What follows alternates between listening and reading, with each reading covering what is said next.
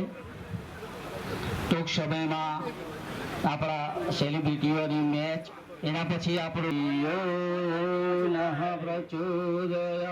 President sports of India. मैं 2003 से पूरे भारतवर्ष में खेल कराता हूँ। मेरे खेल कराने का यही प्रयोजन होता है कि जिन खिलाड़ियों को पैसे की कमी से कोई प्लेटफॉर्म ना मिल पाए और अपनी प्रतिभा ना दिखा पाए, उनको मैं लगातार 2003 से फ्री ऑफ कास्ट भारत के कोने कोने में खिलवाता हूँ। गांधीनगर ही नहीं, मैंने भारत के समग्र कोने में, चाहे वो पंजाब हो, मुंबई हो, महाराष्ट्र हो, हैदराबाद हो, मैंने सब जगह खिलवाया है। और आज का मेरा प्रयोजन ये है कि आज हमारे देश के अंदर, मैं वाकई जो प्रधानमंत्री जी के विषय में भी जो राजू भाई जी ने बोला, वाकई इंस्पायर करने वाली चीज़ है कि 70 साल के बाद लोग जीना की उम्मीद छोड़ देते हैं, 74 के बाद वो देश को संभाल रहे हैं, संसार को संभाल रहे हैं और इस स्वास्थ्य का वो परिचय दे रहे हैं। तो इसीलिए मैंने वर्ल्ड हेल्थ डे, विश्व स्वास्थ्य दिवस के उपलक्ष्य में ये प्रोग्राम रखा है।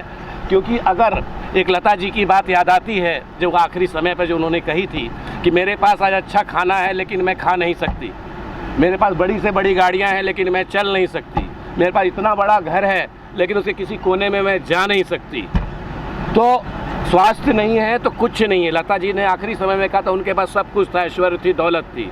तो हेल्थ सबसे बड़ी चीज़ है, हेल्थ इज वेल्थ। तो मैं चाहता हूँ लोग खेलें, अपने हेल्थ पर ध्यान दें। और एक चीज़ और बोलूँगा, अपनी अंतरात्मा से जो चीज़ें आपके हेल्थ को नुकसान पहुँचाती हैं वो स्वयं छोड़ दें और हेल्थ के प्रति जागरूक हों। यही मेरा मैसेज है। खेलो इंडिया, जीतो इंडिया, और पूरे विश्व में मैसेज जाए। यहाँ पर सब निःशुल्क खेल है।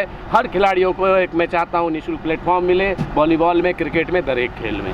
आज वर्ल्ड स्पोर्ट डे है અને એના સંદર્ભની અંદર sports of India A title હેઠળ માનનીય રાકેશભાઈ આ કાર્યક્રમ કરી રહ્યા છે। સૌથી પહેલાં તો એમને ધન્યવાદ આપું છું।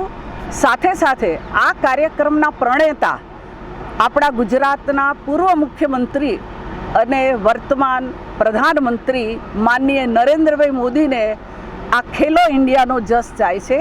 આમ તો ઘણા બધા આખા ભારતના વિકાસનો અગર પ્રેરણાદાયક જો કોઈ કાર્યક્રમો કર્યા હોય તો માનનીય મોદીજીના આવ્યા પછી જ થયેલા છે।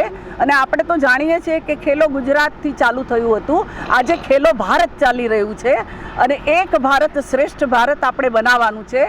બીજું કે આરોગ્ય એ જ જીવન છે। તમારું આરોગ્ય સારું હશે તો જ જીવવાની મજા આવશે અને તો જ દેશ પ્રગતિ કરશે। એક પહેલાં તો હું રાકેશ પાંડેને અભિનંદન આપીશ, કારણ કે છેલ્લા ઘણા બધા વર્ષોથી આ એક્ટિવિટી એમણે અત્યારે અહીંયા કરી રહ્યા છે ગાંધીનગર મુકામે, અને ઘણી બધી સ્પોર્ટ્સને પ્રોત્સાહન આપે છે આ એક કાર્યક્રમથી। દર વર્ષે એક વખત એવો 2 દિવસનો આ કાર્યક્રમ રાખે છે કે જેમાં અલગ અલગ સ્પર્ધામાં આખા ગુજરાતમાંથી યુવાનો યુવતીઓ ભાગ લે છે અને એક સ્પર્ધા દ્વારા એક ખેલદિલીની ભાવના, એક સ્પોર્ટ્સનું ટેલેન્ટ આપણા છોકરાઓમાં બહાર આવે।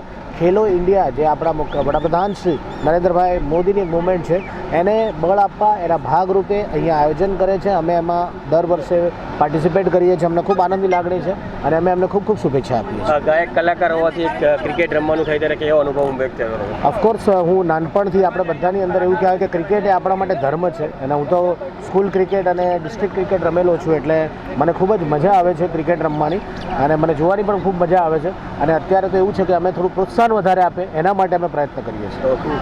Thank you.